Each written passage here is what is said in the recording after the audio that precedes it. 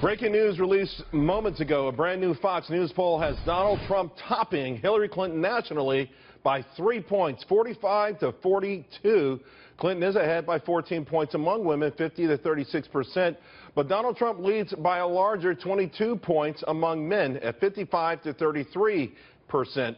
In a bombshell favorability poll, well, Clinton's negatives have surpassed Donald Trump's, a record for her at 61%.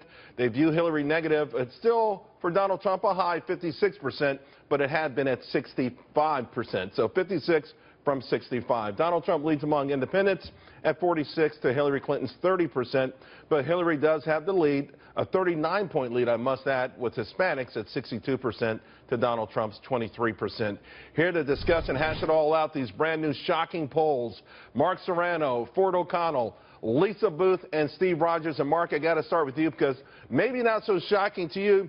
You can call it a statistical tie, excuse for the tongue tie there, but it's obvious Donald Trump has serious momentum here. This is magnificent news for his camp.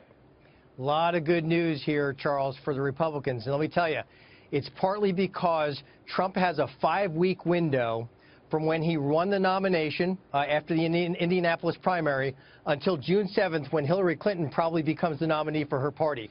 That's a really important window of time, and Trump is using it really well. As an example, independents in this poll show favorable rating for Hillary of 23%, but they show favorable for Trump of 40%, which is close to Obama's favorable rating at 42%. That's a huge gap. He also has the big gap you mentioned with men, and I think a very manageable gap with women at 14%. Trump can overcome that number, particularly in this 5-week window when Hillary Clinton still has an opponent in the primary.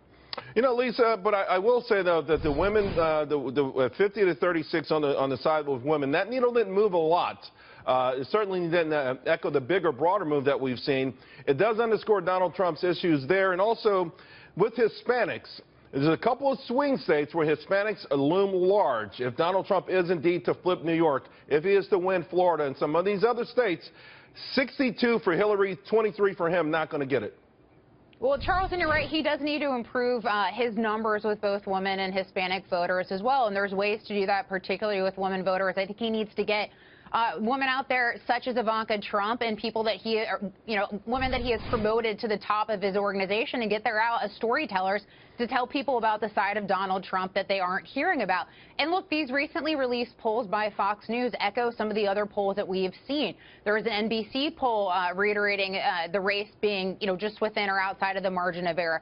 Same as a Morning Consult poll as well. We saw this Quinnipiac polls in critical key states like Pennsylvania, Florida, and Ohio as well, where Donald Trump was leading in Ohio and within the margin of error in Pennsylvania and Florida as well. So I think there's a danger for Hillary Clinton to underestimate Donald Trump, and especially considering the fact she can't seal the deal with her own party. So I think Democrats right now are overestimating her abilities and underestimating Donald Trump. And one of her weaknesses for it, we know trustworthiness. She comes in with just only 31% approval on trustworthiness. And who's more corrupt? Well, she's at 49%. Donald Trump at 37%. We already know the nickname that Donald Trump has bestowed upon Hillary. She better hurry up and finish off Bernie Sanders, or I think that she's going to continue to drift in the wrong direction. I absolutely agree with you. I have to admit that if I'm the Trump campaign, I'm darn right salivating at these early numbers. I have to say something, though. With a plus 22 for Trump with men and a plus 14 with women for Clinton, this is shaping up to be an election only a divorce lawyer could love. I would keep my eyes on two numbers, and that's the fact that Trump is up plus 9 with white women and the fact that he's up plus 16 with independent voters. I think those two could carry him. But as I mentioned many times before, Charles, he's doing darn well with white working class voters, and that's going to be key in the industrial Midwest, particularly Ohio and Pennsylvania. But I do agree he has to find a way to be more trustworthy with Hispanics, particularly in the state of Florida. You know, here's the thing, too, Steve. You've been talking Donald Trump from day one. And there's, we talk about the broader tent, the big tent. Critics say, yeah, it's a larger tent, but what he's done is he's awakened white voters who may have stepped out of the process, but he's not bringing in a lot of other people. And this is what some of the elders, the GOP establishment, is worried about. Will this just be the GOP for one particular race? Well, a couple of points, Charles, regarding your comment about she's got to finish off Bernie. The FBI is going to finish her off before she has a chance to do in Bernie. But let's go back to the wisdom of Sergeant Joe Friday. Remember him on Big? Of course. Just the facts, Charles, just the facts. And here are the facts.